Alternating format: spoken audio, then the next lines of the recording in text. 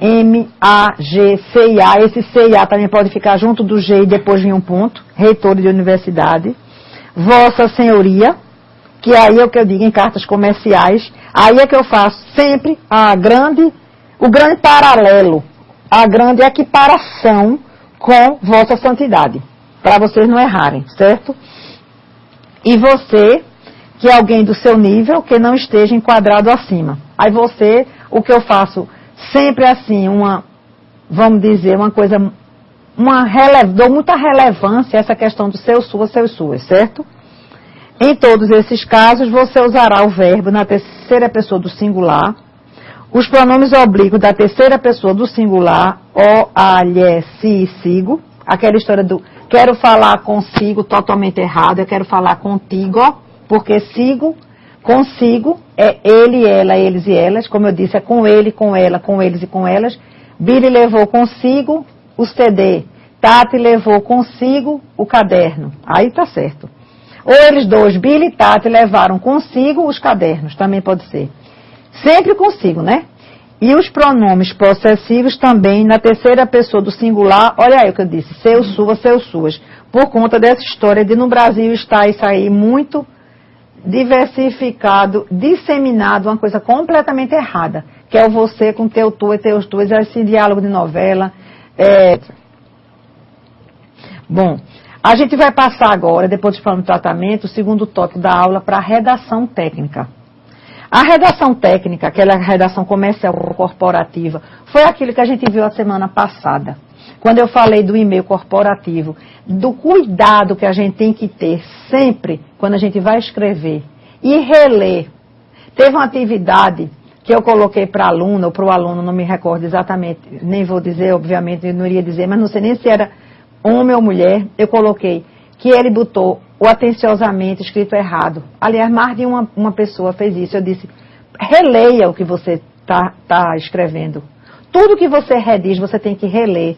Porque quando você relê, você vê, por exemplo, um erro bobo, feito atenciosamente escrito errado. Aí você relê, você ali vai e corrige, obviamente. Então, o que eu coloquei aqui? O primeiro item, a boa comunicação, que é uma porta de sucesso no mundo dos negócios. Isso eu falei muito na última aula e sempre digo, que do jeito que você fala, você está se revelando. Não é como eu botei na apostila de vocês tem, nós somos o que falamos. Do jeito que nós falamos, nós nos revelamos quem somos. E do jeito que nós escrevemos, principalmente, que a gente vai se revelar quem a gente é. Nível social, cultural, intelectual, tudo. E assim, claro que uma boa comunicação é uma porta de sucesso no mundo dos negócios. Óbvio, porque quem fala mal normalmente escreve mal. Não ler, então, não lê, não adquire conhecimentos, não sabe colocar no papel a ideia que está na cabeça. A produção de texto é uma coisa tão difícil para nós brasileiros, quando a gente vê as estatísticas, como o Brasil fica num lugar péssimo, quando são feitas essas estatísticas sobre educação, e aí pegam português e matemática, e na língua portuguesa eles dão textos para interpretação de textos, e aí as pessoas leem, não sabem o que estão lendo. Bruno, deixa eu lhe dizer uma coisa, agora eu me lembrei, leem, antes da nova ortografia, eram 2 Es e o acento no primeiro E. Agora, depois da nova ortografia, que vai estar em vigor, a gente está na fase de transição até 2012, você continua grafando os 2 Es, leem, deem, veem, mas sem aquele acentinho do primeiro, o acento circunflexo no primeiro, não existe mais. Creem, leem, deem, veem, continuam com 2 Es, mas sem acento nenhum. Então, por que eu sempre bato nessa tecla?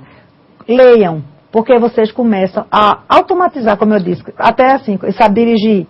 Passa a primeira, a segunda, não está nem pensando. Aquilo ali sai automático, conversando. A mesma coisa que quando você começa a ler, você começa a escrever muito mais facilmente. Certo? E aí eu botei a mais importante qualificação para uma boa comunicação, óbvio, que é o domínio da língua portuguesa. Não precisa nem, o domínio aí que eu falo, é assim, é você dominar, não dominar a língua portuguesa, que é uma língua dificílima, nem professor, nem filólogo. Eu pelo menos, que estudo todos os dias, eu acho que muitas pessoas fazem como eu. a gente ainda comete muitos erros, mas aí o domínio que eu digo é dominar o que você vai escrever, pelo menos isso. No seu trabalho, você saber se comunicar. Temos alguma pergunta, Tati?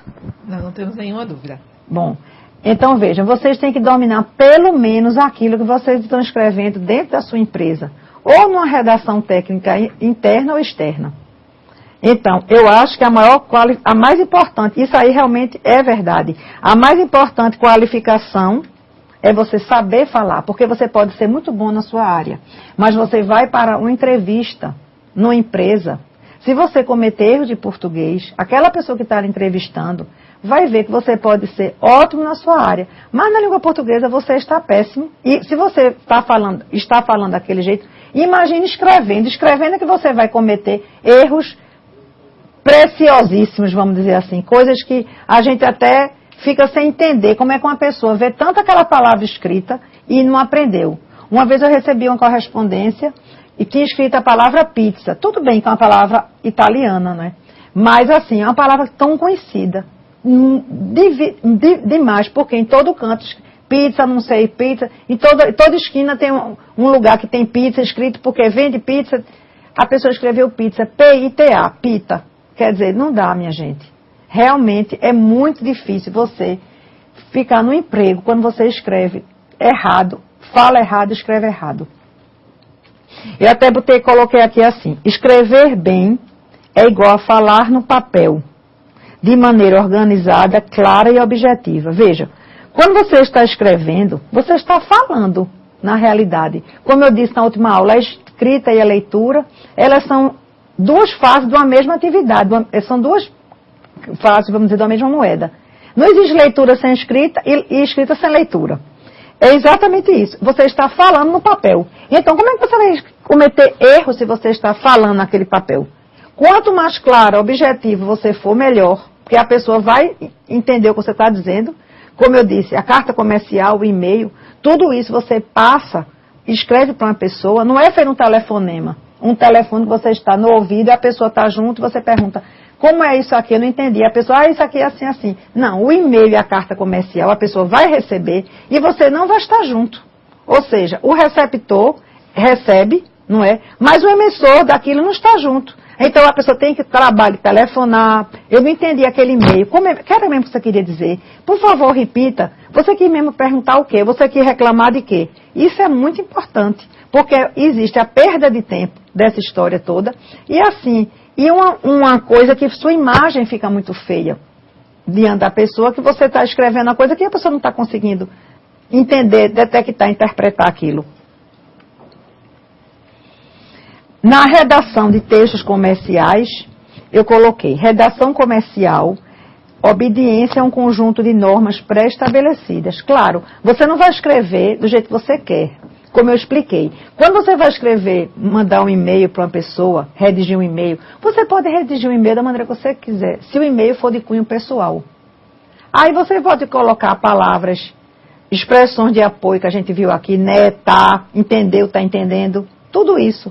Ou até nome mesmo, assim, querida, meu amor, minha linda, tudo bem. Mas quando você vai escrever um e-mail de cunho profissional, e-mail corporativo, dentro de uma empresa, ou da mesma empresa onde você trabalha, ou para outra empresa, você não pode. Você tem que fazer o quê? Você tem que obedecer a esse conjunto de normas pré-estabelecidas. Ou seja, você vai ter que usar a norma culta da língua.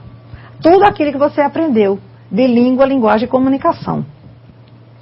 Porque, veja, a redação técnica é completamente diferente da redação literária e dissertativa. Na redação técnica, os valores textuais, eles são, ou melhor, teriam que ser, não é? Objetivos empresariais e comerciais. Você ali está falando em nome de uma empresa. Temos alguma pergunta, Tati? Tenho sim, aqui da aluna Darcy, do Polo Olinda. Como saber se devemos passar para o próximo parágrafo? E ao iniciar uma fala, deve ser precedido de 2 pontos e iniciar com travessão? Veja, Darcy, depois você tá se referindo a um diálogo, você tem que botar 2 pontos e depois um travessão.